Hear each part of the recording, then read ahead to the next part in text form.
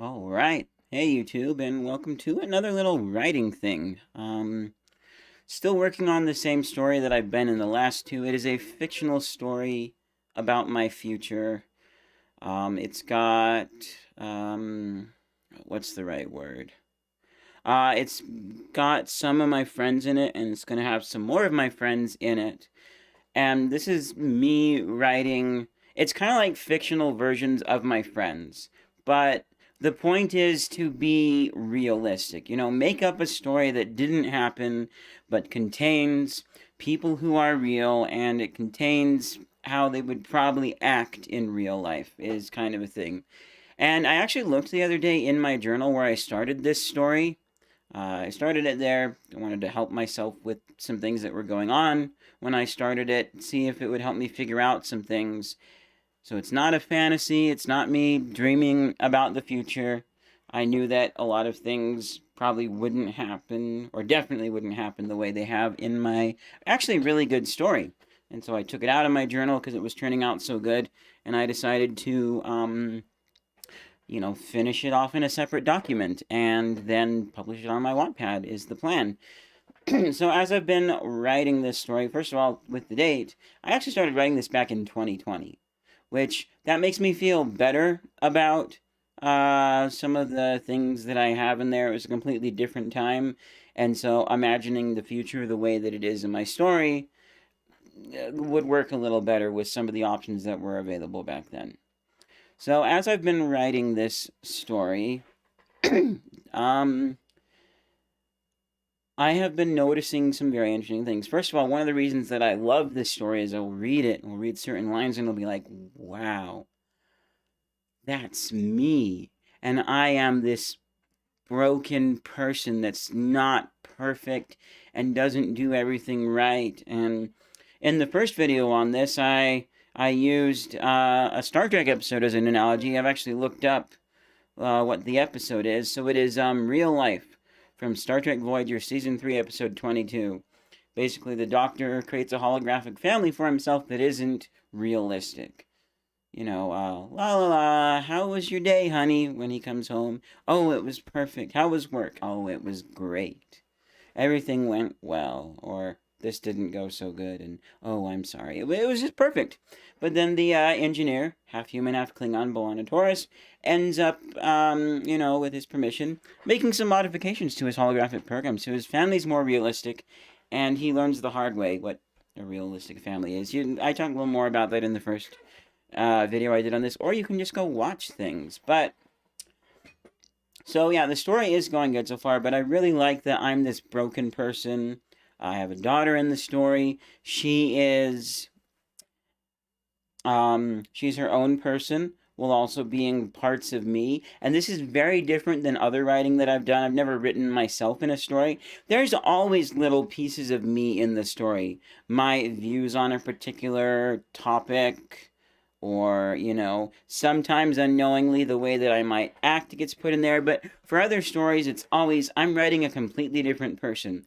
What do I think this made up character would do in this situation? Who are they? But now I'm writing me, and I'm writing someone who is my offspring, who is like me in many ways, but also different. And so, something the other day, I don't remember what, but it got me thinking about how, yeah, it's a really good story, but maybe things are a little too La La Land perfect still. Um, there is some conflict in the story. There are some things that I am working through in the story. Not real things from real life that I put into the story, but there's some things that I need to work on that I'm worried about. Some stuff that's causing problems. I am really sad during this period. And so, like in real life, it's a little hard for me to think about what the next thing is and actually do stuff for my family. And apple juice. It Actually, I need one of my coasters. So it is this Hmm. Oh, wait. Yeah. No, downstairs. Never mind. So there is some conflict in this story, and it's good. But I'm noticing now that with a lot of the characters, especially with me and my daughter, it has been, maybe a little too agreeable. We've tried to help each other and have things work out, but I don't know. Just something got me thinking, and I realized to make this better, and I need to have some sort of an argument. Right now, I'm not planning to have the argument happen based around what's already happening in the story. There's going to be some other stuff that will happen, but I need to have a full on argument. There's already been subtle differences and, disagreements, I should say. Well, that's not the right word. There haven't really been disagreements so much as there's been kind of like, hey, could you please, or it's like, hey, we do this. Oh, oops. Sorry, I forgot to say please. Please do that. Things like that. Or, like, I say something and, oh, I'm sorry, that was a little mean. I should have worded it slightly differently. There's been stuff like that. But this has really got me kind of wondering, like, what is realistic? We might think that something isn't too fanciful when it actually is. In the case of the Doctor from Star Trek Voyager, that was very extreme. He went from, when he comes home, how was work today? Oh, it was absolutely wonderful. Oh, that's good. And I love you, Daddy. His daughter says, it's perfect. He went from that to what the engineer added, where his son hangs out with Klingons, which he doesn't quite like, and he listens to some of their music that he doesn't quite like. And then his daughter, ends up getting an injury and dying. I talked about this in the first episode. And it was very, very different from what he first created. My story, it's not going to be so much different once I add in some of the things that I'm thinking about adding, but I do think that needs to be added in there to really show, because right now things aren't perfect, but they're a lot better than things probably actually would go in real life. And, it's like 10 out of 10 is a fantasy environment where everything's absolutely 100% perfect, and the story would just get really boring because everyone's happy the entire time, no conflict. And, one is. I don't know what one is. One is maybe. Well, it's hard to say too realistic, but one is not that. And somewhere in the middle is fine, especially since it's like a fictional story. I would say that I'm probably at a level 7. And, I want that number to be lower, obviously, a little bit. So currently I'm at a level 7. But adding in an argument like I'm thinking, I think will be really good.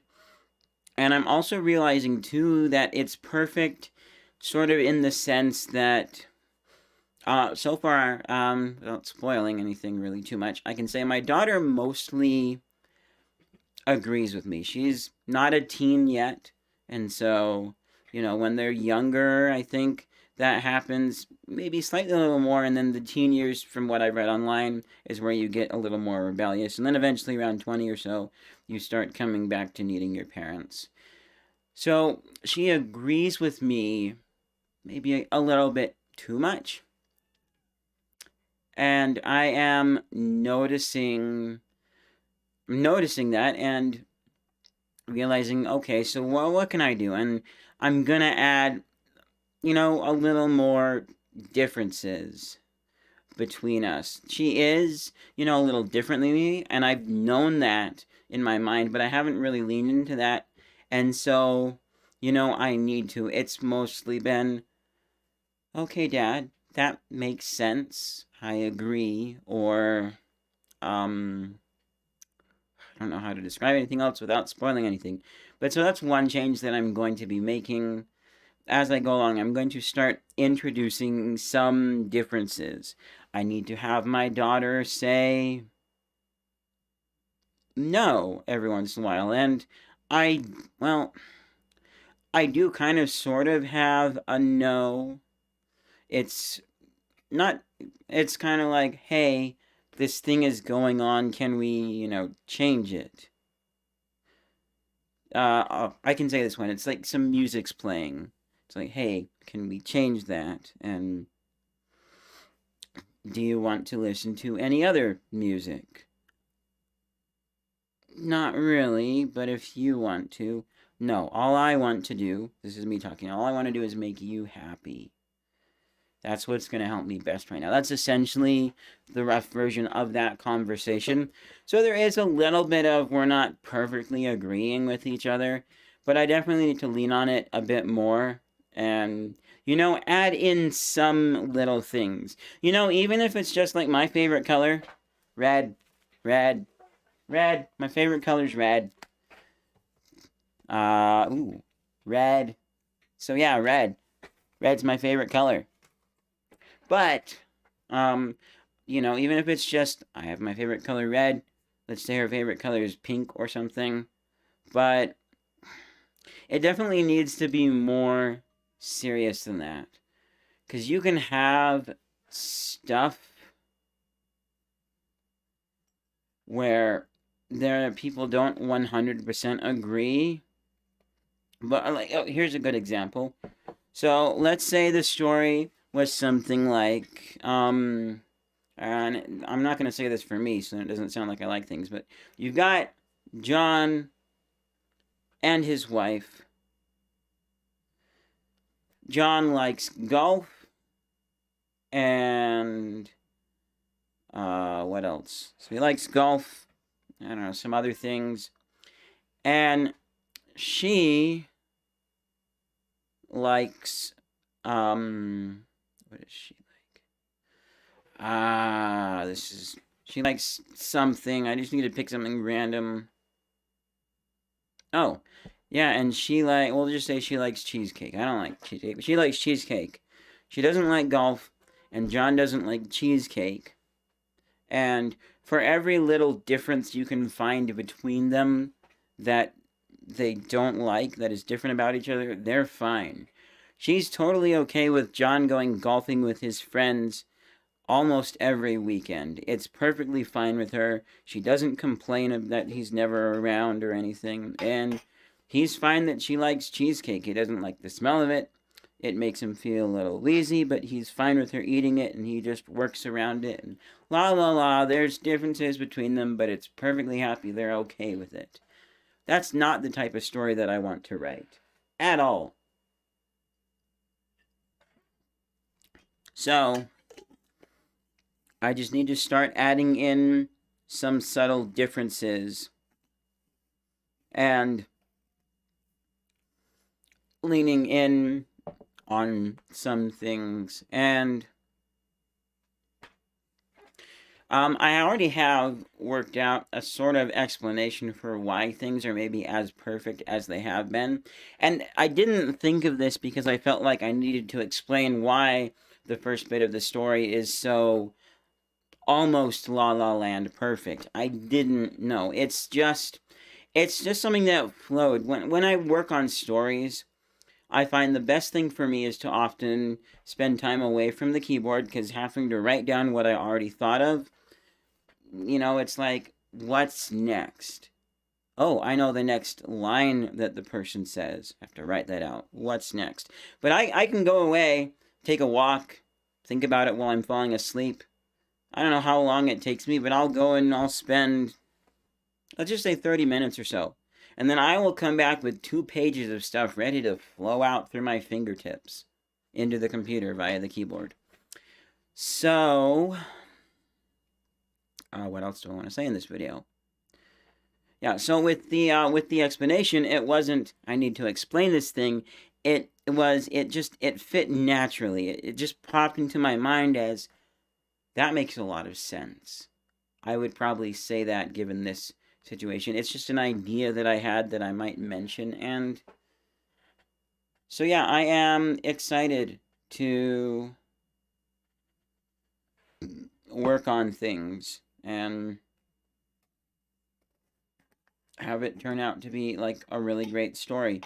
I think that's most of my thoughts here. I'm kind of going in circles. I don't really know what else to say on this other than just when you're writing a story, take a moment to step back and think if your story maybe is a little too fanciful, everything's perfect. I know my stepdad has mentioned, and this makes sense. The original Superman, there, the reason he has kryptonite is because he was perfect. There was nothing, and it was fun for a little while, but then people got kind of tired of that, and there needed to be some tension for the hero, and that actually kind of makes sense. When I was young, I found it confusing that superheroes were disliked by more than just the supervillains. They were disliked by police oftentimes and other things. And I've come to learn that this it kind of makes sense. They need the tension. Also, they're kind of vigilantes. They're like Spider-Man necessarily isn't cooperating with the police directly, and they might not like some of his methods of doing things. Oftentimes they skirt the rules, and it's this whole dynamic. Where was I going?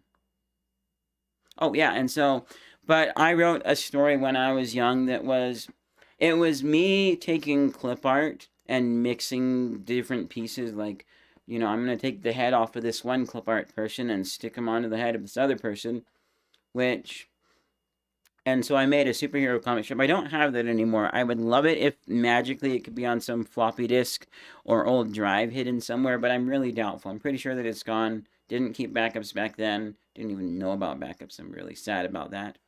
But it was essentially like Superman with like everyone who's good loves him and everyone who's bad hates him, period, and it works out. And there's a woman who's in love with him and la la la. And the most interesting thing about this was some of the characters and stuff. So his name is Stickers, and like I remember, I don't remember where all of his like arms and stuff came from, but I remember his head was like I found a clip art of a baby, like little toddler, 1 or 2 year old, and it kind of looked like.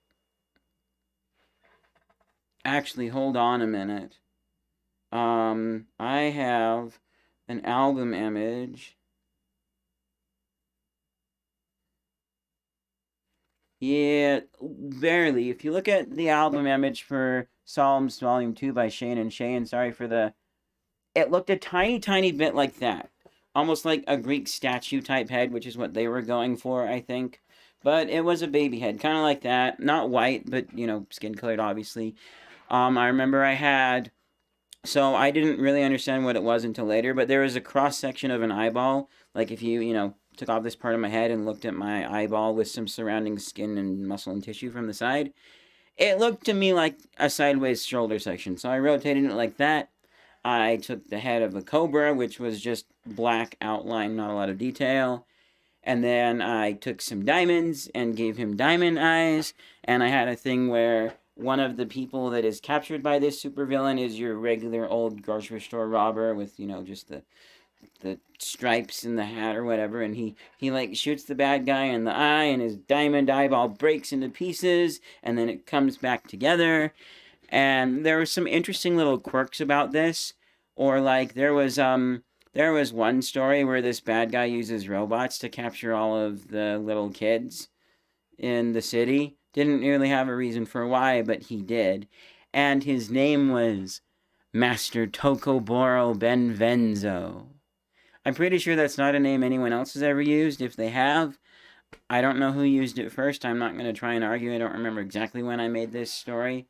But so it was really, I can see now that it would have gotten boring after a while. And there wouldn't have been much else to do other than laugh at the silly art and the silly new bad guys that I came up with. But yeah, just think about how realistic or unrealistic your story is. And this also applies to suspension of disbelief and stretching things. It's not believable that whatever weird thing could happen. It's too unrealistic. I actually have a really, really, really, really good example of that. There's a game called In a Pickle, and essentially, you have cards, and you have to say whether something is bigger or smaller than, and how it fits, just to the one card you're playing on. And when you get four of them down, you make a pickle round. Someone has to play bigger. The person who started the round gets one more chance. Whoever gets four of those wins. And so you have things like the dog is, or like, so you have a dog, and the dog is in the house. So the house is bigger than the dog, and everything like that. Or it's like, I used to always say the turkey is in the purse. Like, the purse is bigger than the turkey. And my mom would be like, no, veto.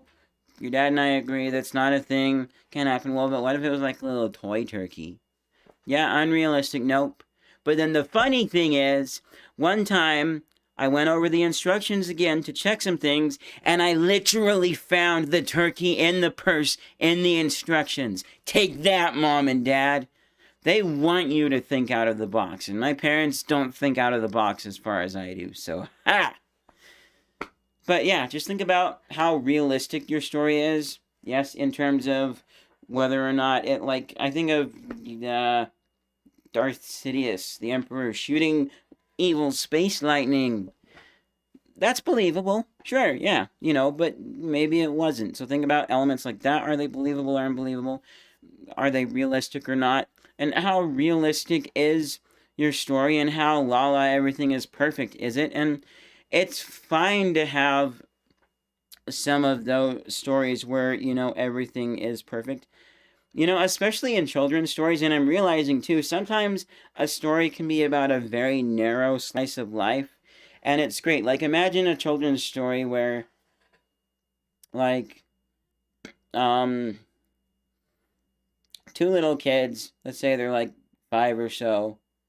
There's James and Julie, and they're gonna go have a picnic at the park with I want to say like all by themselves, but like they're going, you know, with their parents to be safer. I don't know, maybe their parents live just right across the street from the park, and so they're okay with them going over there. They can like peek out the window and check on them. But they go to the park, they set up the blanket, the sun is shining, they eat some sandwiches and juice and some little fishy crackers, and they have fun laughing, and it's a good time, and then they go home. The end. That works for a children's story, but it also works because it's a very small slice of actual life. Because even for children's stories, like, you do need some sort of conflict. Caillou has plenty of conflict. He is not a perfect child. Which, a funny thing, and then I'll end here because I'm just repeating, is a couple of years ago I caught Caillou on TV, and I decided to watch it because I remember watching Caillou as a kid. And, and this was really eye-opening for me because one of the things that I don't fully know yet, and I haven't been around a lot of little kids, so like when I was working at Sweeto Burrito and the jobs that I had working with a lot more teenagers, it was really cool to notice how they act and behave and learn something about that I didn't really know because I never noticed a lot of that when I was growing up as a teen. I have autism. It was a lot worse back then, and so I was oblivious to some things. So this was me getting a very small taste of children.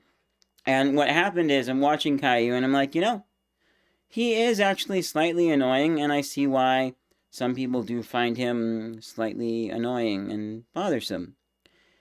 And then his sister Rosie came on, and I didn't really know the full difference between his age and her age as far as how they act, but I think they did a good job with this based on other media I've seen. But then Rosie comes on, and I'm thinking about Caillou, and I'm like, oh my goodness, there's something even more annoying than that? That being Caillou. It's like, wow. So yeah, it was eye-opening, but it makes sense. She's younger, doesn't understand a lot of things, blah, blah, blah, you know. So I'm going to end it there. Oh, hey, G-Star, welcome. I was just about to end, but if you have any thoughts really quickly to add, I've just been talking about how the story I'm writing is maybe a little bit unrealistic, even though, um, uh, even though I'm not perfect in this story. It's a story about me in the future. Like, nobody's perfect. There's a little bit of tension. So I'm going to add an argument. I'm going to add some more differences between me and the other characters in the story, especially my family. So, cool. I was talking a little bit about that and how, like, Superman used to be invincible and they added kryptonite because he got boring. And how, like, you know, you can go back and watch that part of the stream.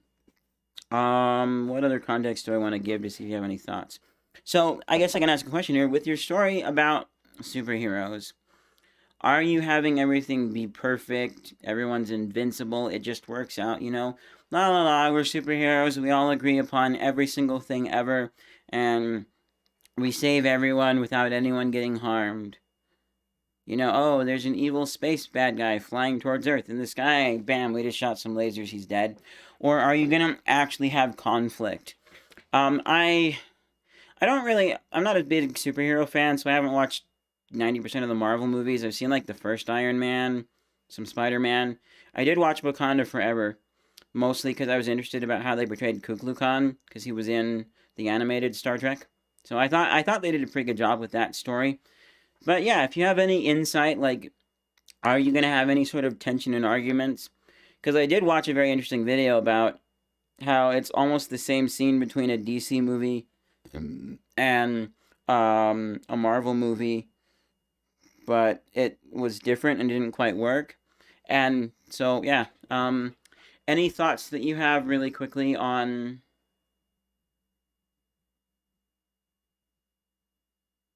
Because all the superheroes are humans.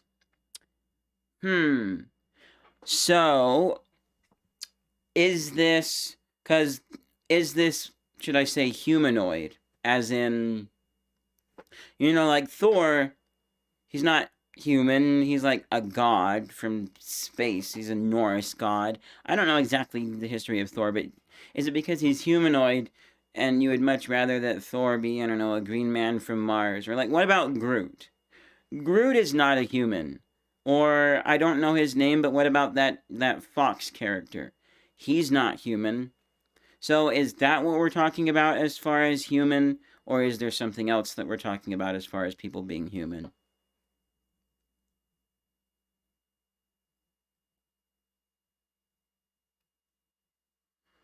Give her a moment to answer there. And well, she's okay. So those are cool characters. So yeah, for me, I mean, it used to be just the conflict and like superheroes not being liked by police and other obvious good guys, but I see that's important for the story.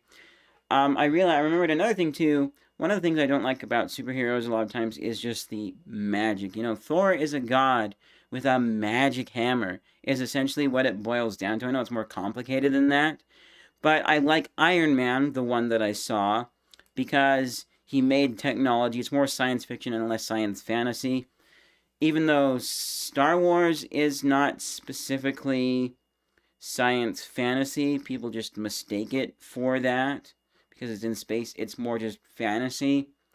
I like Star Trek a little better because it's a little less fantasy. It does have some fantasy elements here and there, but yeah. Let's see. Getting a little dark. I like it better the other way. Something in between this would be good. So, I don't know. I think that's where I'm going to take it out here. But, I mean, yeah, if you're, I don't know. When you're done reading the story, I'm kind of interested to read it. I don't do a whole lot of reading. I probably should.